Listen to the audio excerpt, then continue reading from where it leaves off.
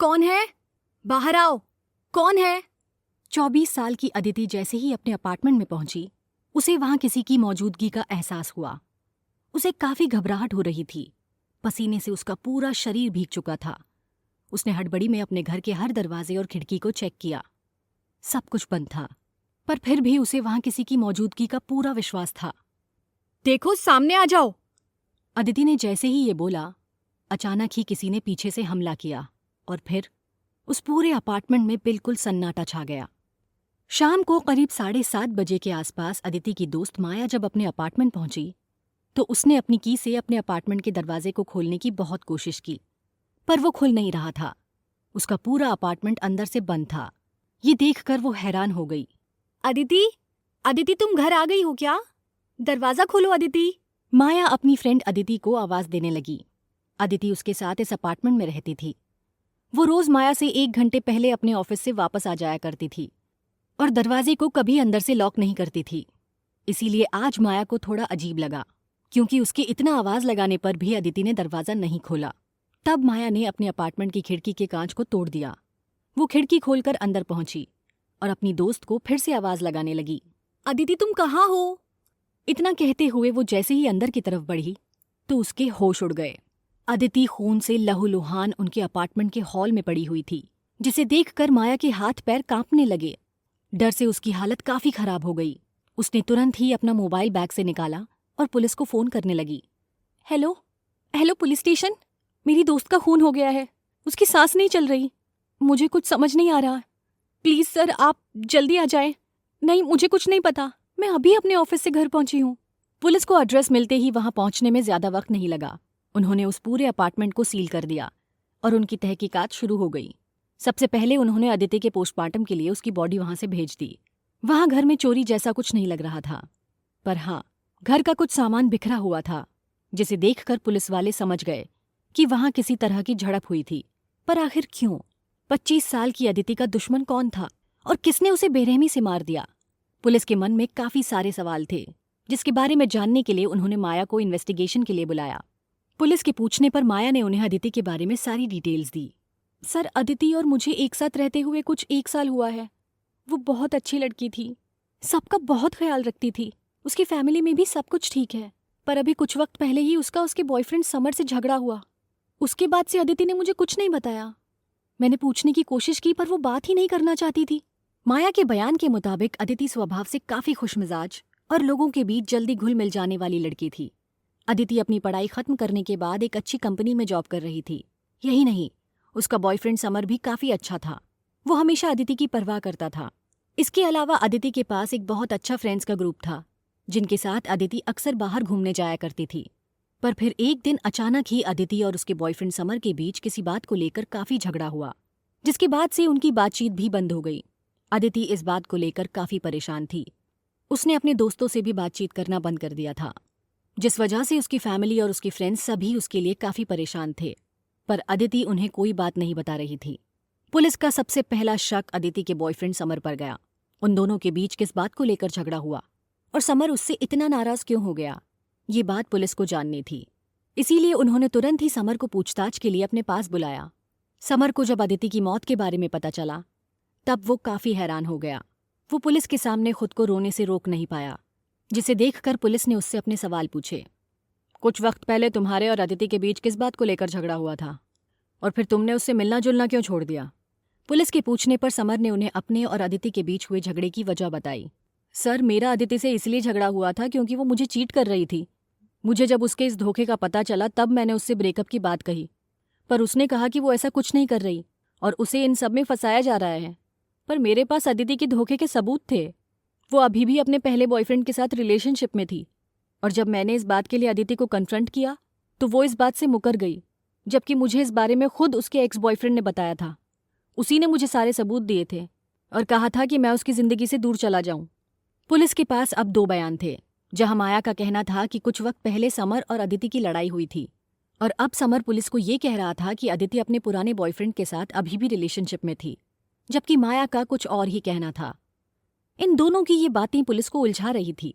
उन्हें समझ नहीं आ रहा था कि इन दोनों में से झूठ कौन कह रहा था। कहीं समर खुद को बचाने के लिए अदिति के पुराने बॉयफ्रेंड पर सारा इल्जाम तो नहीं डाल रहा था, या फिर माया पुलिस वालों से कुछ छुपा रही थी। वहीं पुलिस को अदिति के दूसरे दोस्त और परिवार से ये पता चला कि अदिति ने उन सभी को अपने सोशल मीडिया और अपनी लाइफ से पूरी तरह से हटा दिया था। वो कभी कभी अपने परिवार से बात करती थी, इसके अलावा उसने सबसे बात करना छोड़ दिया था। वो किसी को भी अपने आसपास नहीं आने देती थी। अदिति के फ़ोन में भी ज़्यादा किसी के कॉन्टैक्ट नंबर नहीं थे, ना ही वो ज़्यादा सोशल मीडिया प्लेटफॉर्म पर थी। पर ऐसा पहले नहीं था। पहले अदिति सबसे बात करती थी, सोशल मीडिया पर भी हमेशा एक्टिव रहती थी। पर अभी कुछ वक्त पहले से अदिति ने ये सारी चीज़ें बंद कर दी थी, जो पुलिस को हैरान कर रही थी। वहीं पुलिस के और पूछताछ करने पर माया ने उन्हें अदिति के पुराने बॉयफ्रेंड के बारे में कुछ जानकारी दी। सर, अदिति का पुराना बॉयफ्रेंड विवेक कुमार एक मिलिट्री ऑफिसर है और उसकी पोस्टिंग इंडिया के बॉर्डर पर है। अदिति और विवेक कुमार की मुलाकात सोशल मीडिया पर कुछ कॉमन फ्रेंड्स के जरिए हुई थी और फिर धीरे धीरे उन दोनों को प्यार हो गया। सब कुछ बिल्कुल नॉर्मल था। वो काफ़ी केयरिंग बॉयफ्रेंड था। उनके रिलेशनशिप को अभी ज़्यादा वक्त नहीं हुआ था और वो दोनों एक दूसरे के काफ़ी करीब आ गए थे। अदिति बहुत खुश थी, पर एक दिन हमारे ही फ्रेंड सर्कल की एक फ्रेंड ने विवेक कुमार को किसी और लड़की के साथ देखा। तब अदिति को पता चला कि वो उसे धोखा दे रहा है, इसीलिए उसने उससे ब्रेकअप कर लिया। पर विवेक कुमार उससे माफ़ी मांगकर सब ठीक करना चाहता था। उसने अदिति को मनाने की बहुत कोशिश की। वो हम लोगों को अक्सर मैसेज करता, उसके परिवार को मैसेज करता, उनसे मिलने की कोशिश करता। वो किसी भी तरह से अदिति को वापस अपनी ज़िंदगी में लाना चाहता था।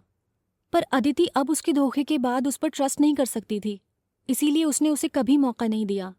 पर वो हमेशा उसे मनाने की कोशिश करता रहता। सर, विवेक कुमार बहुत अजीब इंसान था। उसने एक बार हमारे अपार्टमेंट के बाहर खिड़की के पास अदिति के लिए चॉकलेट और बलून्स रखे और हमें पता भी नहीं चला। लेकिन उसकी इतनी कोशिशों के बाद भी जब अदिति नहीं मानी और उसके खिलाफ पुलिस कंप्लेंट कर दी, तब विवेक कुमार के खिलाफ सख्त एक्शन लिए गए और फिर वो अदिति से मिलने कभी नहीं आया। लेकिन अदिति फिर भी काफ़ी परेशान थी। माया से सारी जानकारी लेने के बाद अब पुलिस ने विवेक कुमार के बारे में इन्फॉर्मेशन निकालना शुरू किया। तब उन्हें विवेक कुमार की सारी जानकारी मिल गई कि अदिति ने उसके खिलाफ कंप्लेंट की थी, जिसके बाद विवेक कुमार के ऊपर सख्त कार्यवाही की गई। तब से वो कभी भी अदिति से मिलने नहीं गया। लेकिन अगर विवेक कुमार अदिति से मिलने नहीं आया, तो क्या उसके करंट बॉयफ्रेंड समर ने ये सब किया? क्योंकि विवेक कुमार ने उससे झूठ कहा था कि वो और अदिति अभी भी रिलेशनशिप में थे। क्या उसने अपनी जलन और गुस्से में अदिति का खून कर दिया और अब पुलिस से झूठ कह रहा था? या फिर अब भी कोई कड़ी थी जो अधूरी थी? माया ने अपने बयान में जिस पुलिस कंप्लेंट का जिक्र किया था, पुलिस ने उस कंप्लेंट के बारे में भी जानकारी इकट्ठा की। तब उन्हें उस कंप्लेंट से और भी कई सारी जानकारियां पता चली। अदिति ने उस कंप्लेंट में विवेक कुमार के खिलाफ कई बातें बताई थीं, जैसे वो उसे कहीं भी आने जाने और किसी से भी मिलने से रोकता टोकता, वो उसकी लाइफ को कंट्रोल करता और वो उसे अपनी बात मानने के लिए धमकी देता, डराता। यही नहीं, जब अदिति ने उससे बात करना बंद कर दिया और उससे ब्रेकअप कर लिया, तब भी वो लगातार उससे कांटेक्ट करता था। लेकिन जब इन सब चीज़ों से बात नहीं बनी, तब उसने अदिति के सोशल मीडिया अकाउंट को हैक करना शुरू कर दिया। वो उसके सोशल मीडिया अकाउंट को हैक करके उस पर नज़र रखता था कि अदिति किससे बात करती और कहाँ जाती थी। इसी के जरिए उसे अदिति और समर के रिलेशनशिप का पता चला। इसी के बाद उसने अदिति से समर को छोड़ने के लिए कहा था। वो अदिति को खोना नहीं चाहता था, पर अदिति ने उसकी बात को मानने से इनकार कर दिया। तब विवेक कुमार ने उसे धमकी दी थी।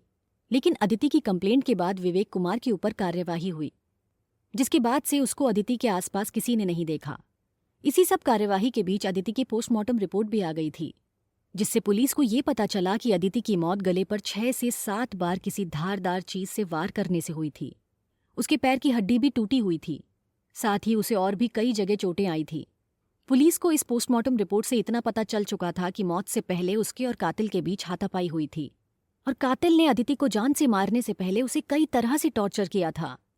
लेकिन और एक बड़ा सवाल ये था कि जब अदिति के अपार्टमेंट के सारे खिड़की और दरवाजे अंदर से बंद थे और माया को भी अंदर जाने के लिए खिड़की में लगे कांच को तोड़ना पड़ा, तो कोई उसके अपार्टमेंट के अंदर कैसे पहुंचा और उसने अदिति को कैसे मारा? ये अपने आप में एक बहुत बड़ा सवाल था। या तो माया पुलिस से झूठ कह रही थी, या समर, जो अक्सर अदिति से मिलने जाता था, उसके पास वहां आने जाने की कोई एक्स्ट्रा चाबी थी। पर जब पुलिस ने इस बारे में माया और समर से पूछा कि वो जब अपार्टमेंट की खिड़की का कांच तोड़कर अंदर गई, तब वहां कोई नहीं था। वहीं समर के पास भी अपार्टमेंट की दूसरी कोई चाबी नहीं थी। पर ऐसा कैसे मुमकिन था? अगर अदिति का खून हुआ था तो जाहिर सी बात थी कि कोई अपार्टमेंट में जरूर गया होगा। लेकिन अपार्टमेंट के आसपास लगे सीसीटीवी कैमरे में भी कोई रिकॉर्डिंग नहीं थी, अपार्टमेंट में लगे हर सीसीटीवी कैमरा को चेक कर लिया गया था, पर वहां किसी तरह का कोई ऐसा फुटेज नहीं था जिसके बिना पर वो किसी पर शक कर सके। सब कुछ बिल्कुल नॉर्मल था। ये केस हर बीत रहे वक्त के साथ उलझता जा रहा था। समर और माया जो बातें बता रहे थे उससे उन्हीं पर शक जा रहा था। पुलिस हार मानने को तैयार नहीं थी। वो अब अपार्टमेंट में लगे सीसीटीवी को छोड़कर अपार्टमेंट के आने जाने वाले रास्ते पर लगे सीसीटीवी फुटेज को चेक करने लगे, और पुलिस का ये कदम बिल्कुल सही साबित हुआ। उन्हें अपार्टमेंट से कुछ ही दूर एक रोड क्रॉसिंग के पास लगे सीसीटीवी कैमरे में एक फुटेज मिली, जिससे उन्हें वो इंसान मिल गया जिसने अदिति का खून किया था।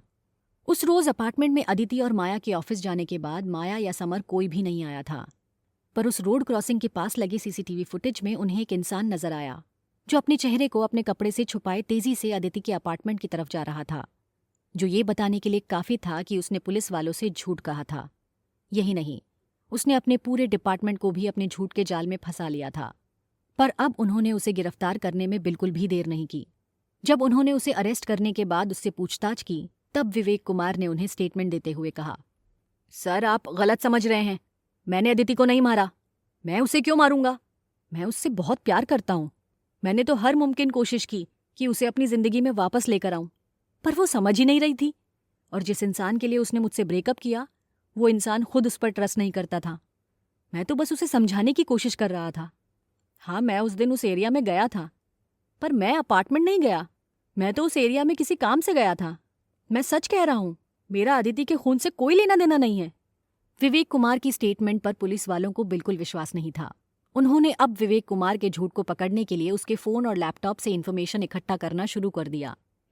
विवेक कुमार, जिसका कैरेक्टर सभी के सामने काफी स्ट्रांग और क्लीन था, उसके फोन ने उसके सारे कैरेक्टर की गवाही दे दी।